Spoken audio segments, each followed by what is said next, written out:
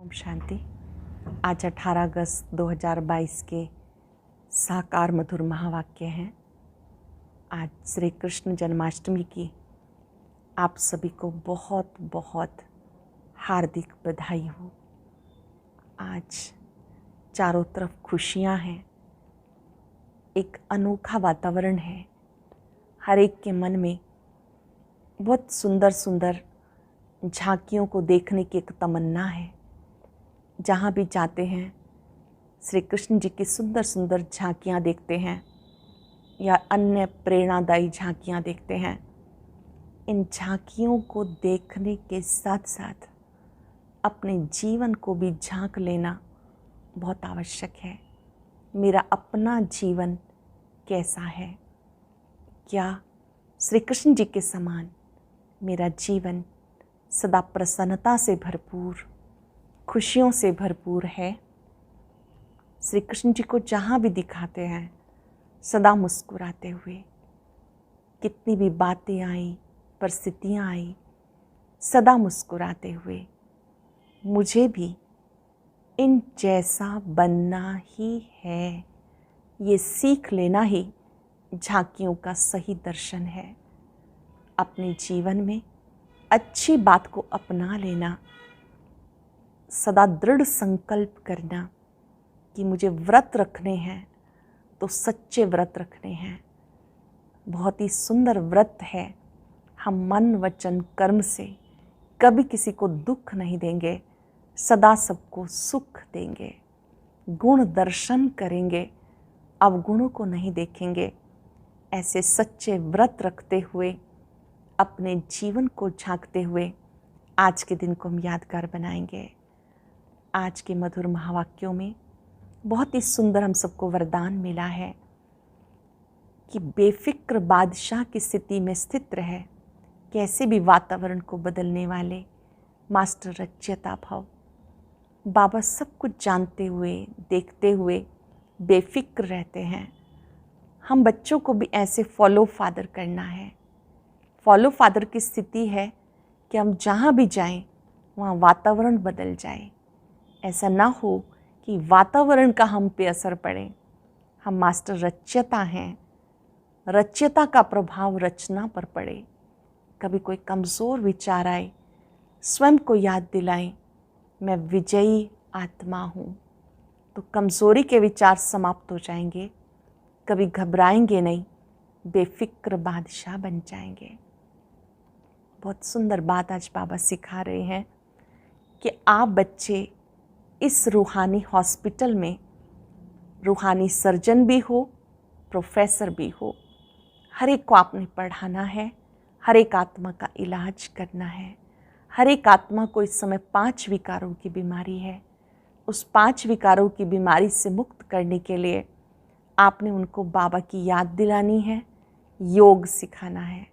अगर आपको लगता है कि इस आत्मा का इलाज मैं नहीं कर सकता, मैं नहीं समझा सकता, तो बड़े हॉस्पिटल, बड़े सर्जन के लिए रेफ़र कर देना है, अर्थात बड़े सेंटर पर अनुभवी जनों से मिला देना है, ताकि उस आत्मा का कल्याण हो। बाबा ने कहा कि आप बच्चों को सबको बाबा का परिचय देना है। 2 शब्द तो सबको सुना सकते हो, मन मना भव, मध्याजी भव।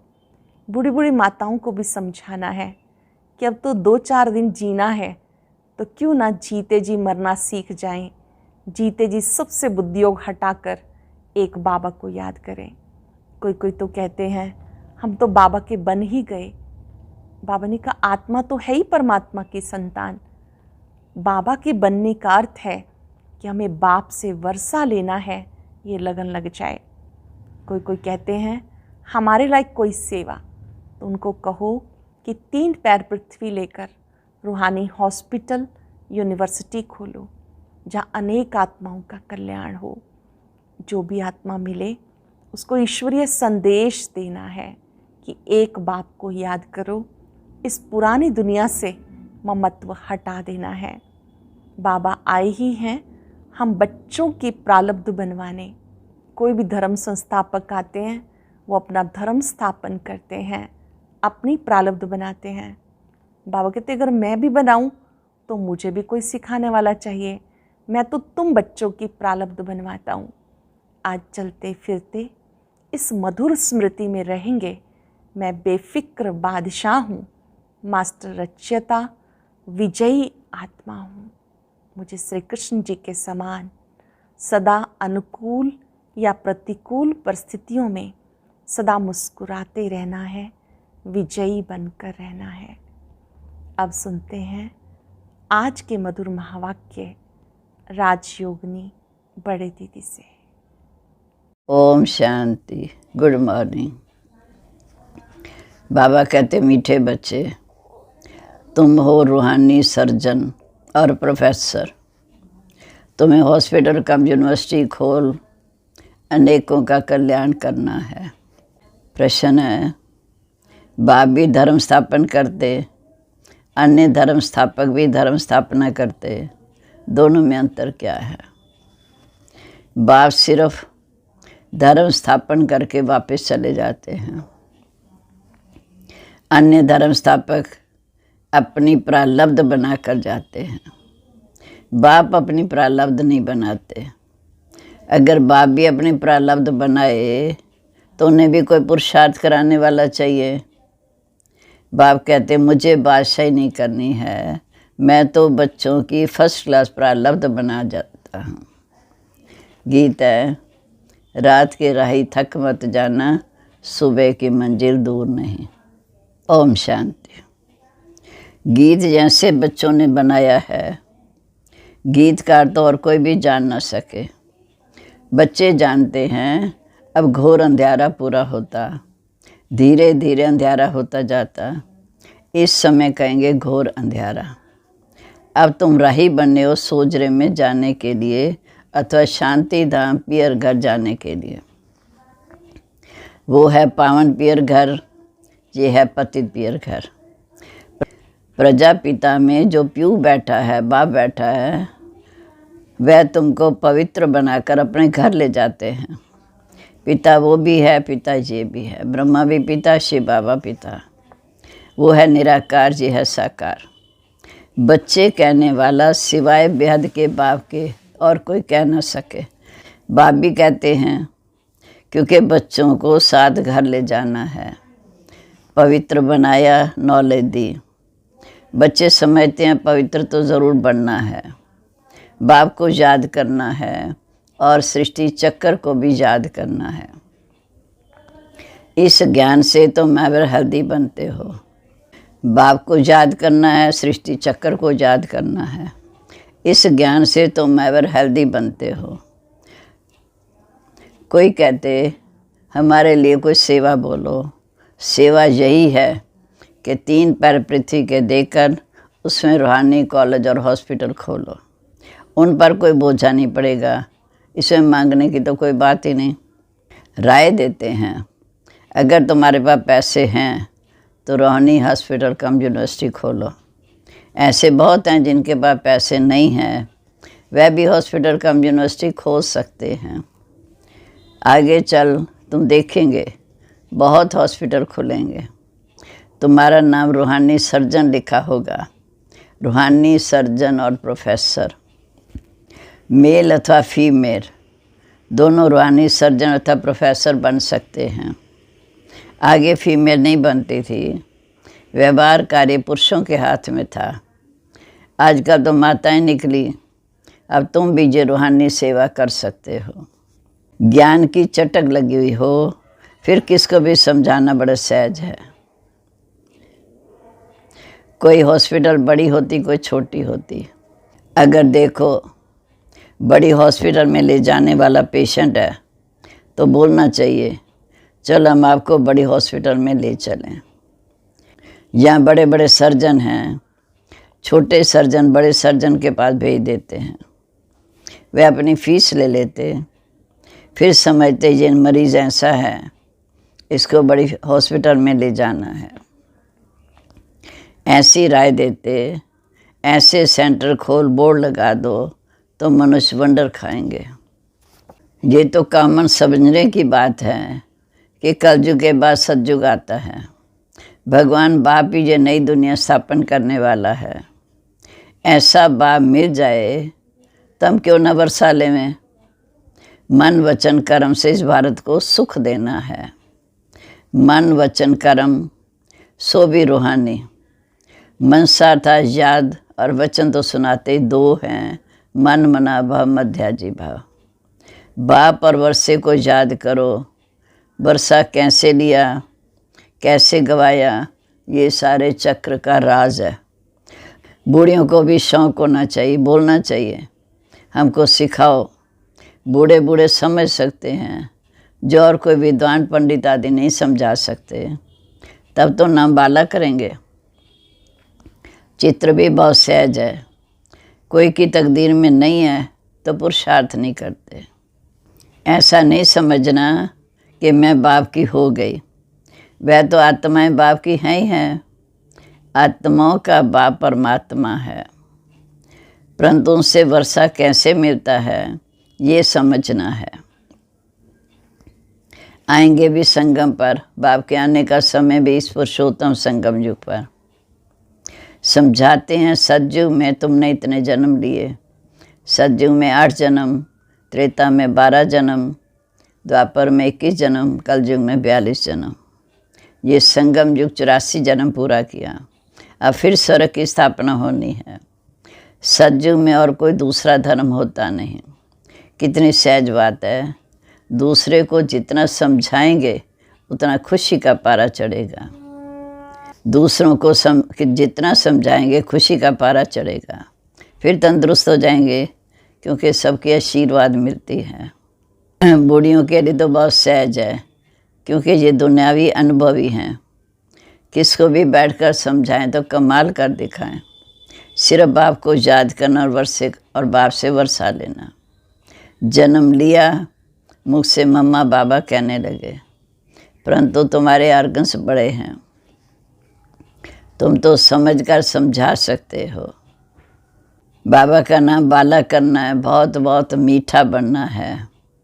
मोह मम्मा तो निकल जाना चाहिए, मरना तो है ही, बाकी 2-4 रोज जीना है तो क्यों ना एक शिव बाबा से बुद्धि योग रखें।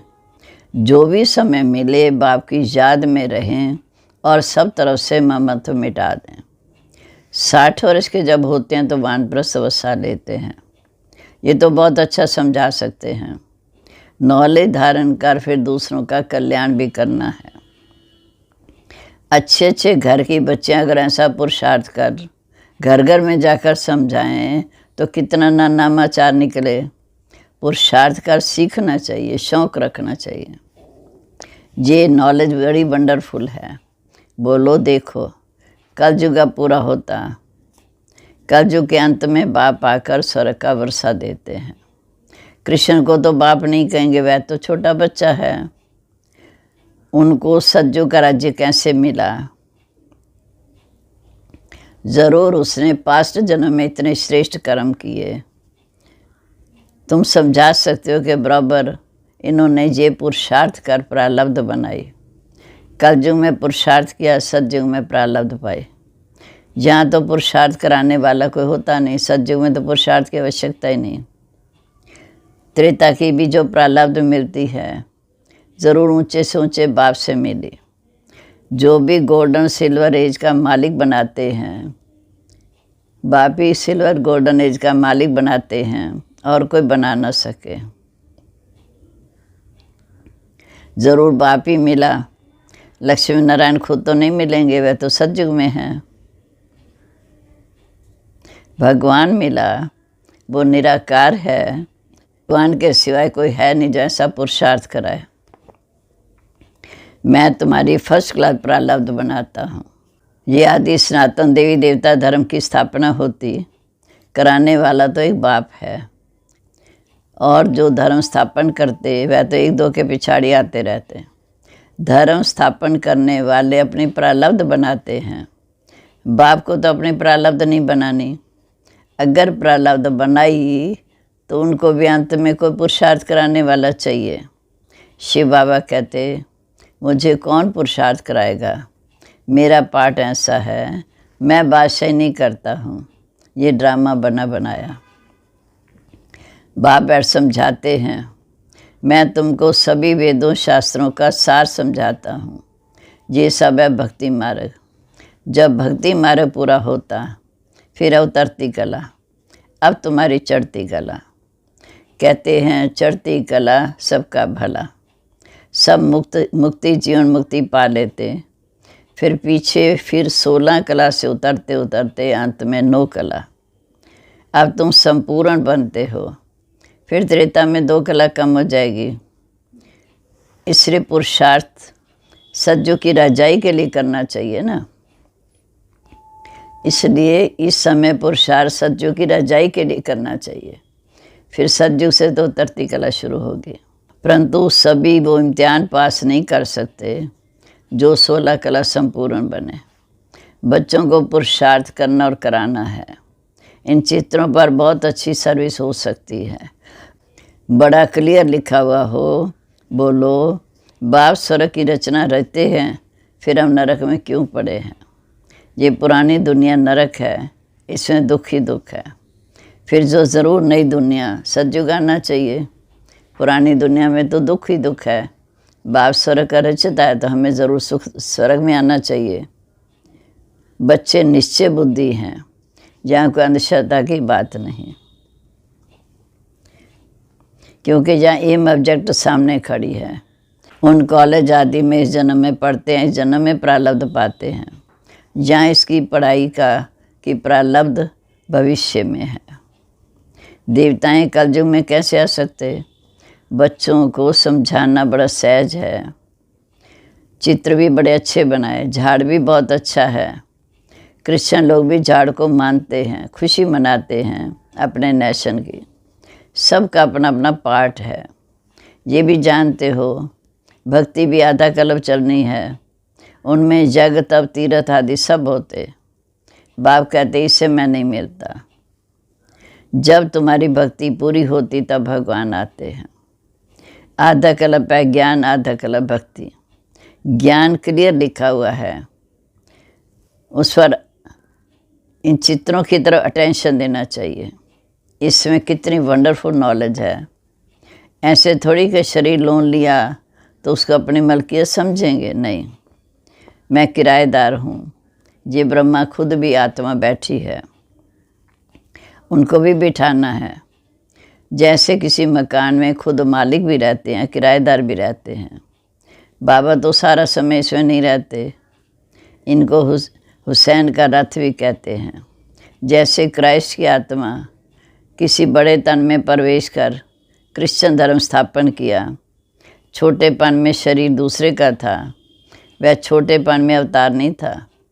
गुरु नानक जी ने पीछे सोल प्रवेश कर सिख धर्म स्थापन किया। ये बातें वह लोग तो समझ ना सके।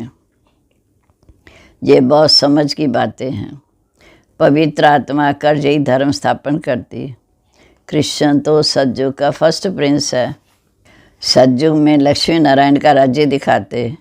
ये भी तुम जानते हो कि राधे कृष्ण ही स्वयंवर के बाद लक्ष्मी नारायण बनते, फिर विश्व के मालिक बनते। उनकी राजधानी देखो कैसे स्थापन हुई। ये किसी की बुद्धि में नहीं है। तुम जानते हो बाप एक ही बार अवतरित होते हैं। सारे कलम में एक ही बार इसी संगम समय आकर पतितों को पावन बनाते। कृष्ण जयंती भी सिद्ध करनी है कि श्री कृष्ण ने तो ज्ञान दिया नहीं, जिसने उनको बनाया पहले उनकी जयंती मनानी चाहिए। शिव बाबा की शिव जयंती पर मनुष्य व्रत आदि रखते हैं, लोटी चढ़ाते, सारी रात जागते हैं। यहाँ तो है ही रात, कल जो अंधेरी रात। फिर बाबा ने कहा जितना जीना है उतना पवित्रता का व्रत रखना है। व्रत धारण करने से पवित्र राजधानी के मालिक बनते हैं। श्री कृष्ण जयंती पर समझाना चाहिए कि कृष्ण सतयुग में कितना सुंदर गोरा था, फिर सांवरा बना, इसलिए श्याम सुंदर कहते हैं। कितना सहज ज्ञान है। श्याम सुंदर का अर्थ भी समझाना है कि चक्र कैसे फिरता है।